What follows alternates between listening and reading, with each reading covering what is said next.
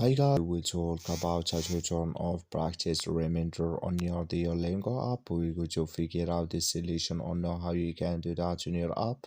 So all you have to do, you just go down, you click here on your photo here or your avatar, click on it. So then it's going to take you here on your profile. Then you just go above the sign settings here in app, click on it here in app.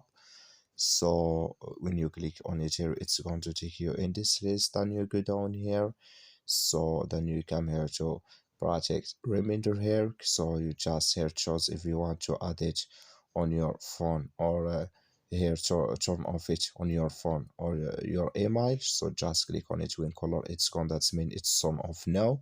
Then you go up, you click here on save.